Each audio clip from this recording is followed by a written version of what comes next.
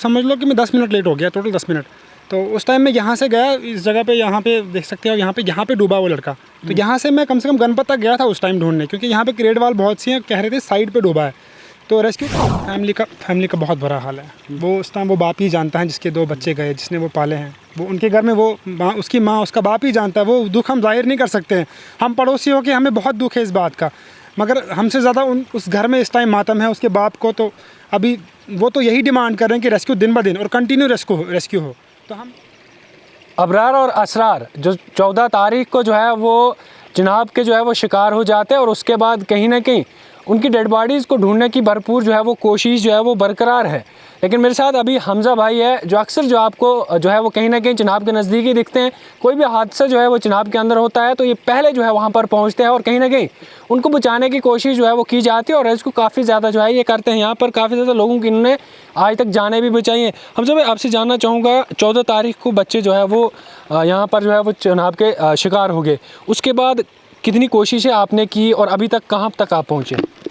Sir, पहले तो कहीं बाहर एक्सीडेंट होता है तो हम सबसे आगे होते हैं। ये तो हमारा मतलब लोकलिटी का मसला था, और ये महलेदार भी हमारे हैं और हमारे मुफ्ती साहब के लड़के हैं।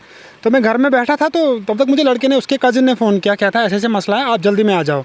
तो मैं दौड़ के, मतलब आप समझ लो कि मैं 10 मिनट लेट हो गया, टोटल 10 मिनट। तो उस टाइम मैं यहाँ से गया, इस जगह पे, यहाँ पे देख सकते हो, यहाँ पे डूबा वो लड़का। तो यहाँ से मैं कम से कम गणपत तक गया था उस टाइम ढूंढने, क्योंकि यहाँ पे क्रेड वाल बहुत सी हैं, कह रहे थे साइड पे डूबा है। तो रेस्क्यू करते करते हम गणपत तक गए। उसके बाद SDRF की बोट आई, 3 दिन हमने कंटिन्यू रेस्क्यू किया।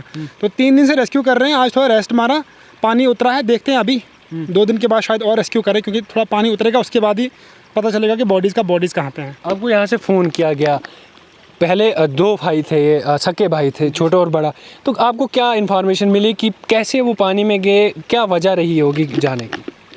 इन्फॉर्मेशन थी सर, वो स्कूल से आके यहाँ पे, अक्सर घर उनका यहीं पे है पास में, तो घर के नीचे वो अक्सर क्रिकेट खेलते हैं यहाँ पे। बच्चे आपस में खेल रहे थे, तब तक उनकी बॉल चली गई पानी में। तो छोटा वाला आया अबरार, तो वो चला गया बॉल को निकालने, तब तक बड़ा वाला भी उसके साथ आ गया।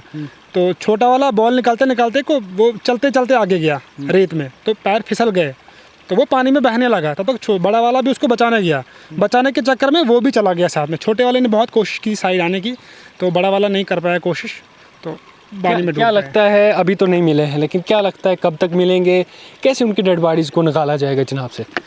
सर, अभी तो रेस्क्यू चला है फ़िलहाल, हमारी पूरी कोशिश है और हम अपना पूरा बेस्ट दे रहे हैं यहाँ पे।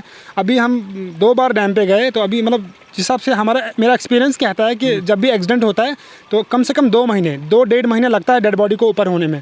तो देखते, हो सकता है कि कहीं फंसे हो, या हो सकता है आगे डैम पे, हो सकता है कि पानी के अंदर, कुछ नहीं कह सकते इसमें। काफ़ी समय हुआ आपको, पहले भी ऐसे हादसे यहाँ पर हुए हैं, तो अक्सर हम सुनने को मिलता है कि असर या फिर उस साइड जो है वो लाशें मिलती हैं, तो इस बार क्या लगता है आपको, वहीं तरफ कहीं होंगी या फिर कहीं इसी आसपास होंगी? आज तो असर के आगे बॉडी, अगर बॉडी कहीं फंसी ना हो, अगर फंसी हो तो फिर तो कहीं किनारे पे फंसी होगी। अगर पानी में बह के गई हो तो वो तुरंगल से आगे होगी, क्योंकि तुरंगल में पानी रुक जाता है सारा, वहाँ पे लकड़ियाँ सारी जमा होती है एकदम से, और बॉडीज़ भी वहीं पे होंगी।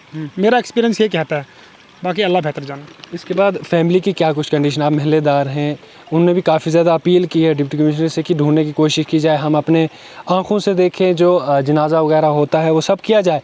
फैमिली की कैसी कंडीशन है आज टाइम की बात करें तो? फैमिली का बहुत बुरा हाल है। वो उस टाइम वो बाप ही जानता है जिसके 2 बच्चे गए, जिसने वो पाले हैं। वो उनके घर में वो उसकी माँ, उसका बाप ही जानता है। वो दुख हम जाहिर नहीं कर सकते हैं। हम पड़ोसी हो के हमें बहुत दुख है इस बात का, मगर हमसे ज़्यादा उस घर में इस टाइम मातम है उसके बाप को। तो अभी वो तो यही डिमांड कर रहे हैं कि रेस्क्यू दिन ब दिन और कंटिन्यू रेस्क्यू हो। तो हम भी कोशिश कर रहे हैं, हम SDRF के साथ हैं। बोट हमारे पास नहीं है, वो बोट, उनकी बोट में हम जाते हैं, वो आएंगे तो हम भी रेस्क्यू कर रहे हैं उनके साथ। अभी मुझे शक है, क्योंकि मेरा दिमाग कहता है कि मतलब बिल्कुल ये जो साइड से डूबे हैं, अभी हम कल और रेस्क्यू करेंगे यहाँ से गणपत के आगे तक हम किनारे में देखेंगे। हो सकता है यहाँ पे फंसे, चांसेस तो नहीं है, पर हम देखेंगे, कल देखेंगे हम यहाँ से आगे। इसके कितने भाई थे घर में, ओवरऑल कितने भाई हैं? 5 भाई थे सर। अच्छा, 5, तो 2 तो अल्लाह के प्यारे हो गए, अब 3 बचे। बिल्कुल, अब 3 बचे हैं सर। चलिए, यही वही जगह है जहाँ से जो है वो चिनाब के शिकार हुए। ये देख सकते हैं आप, इसी एरिया से जो है गए हैं, और हमज़ा भाई उसी टाइम 10 मिनट के बाद यहाँ पर पहुँचे।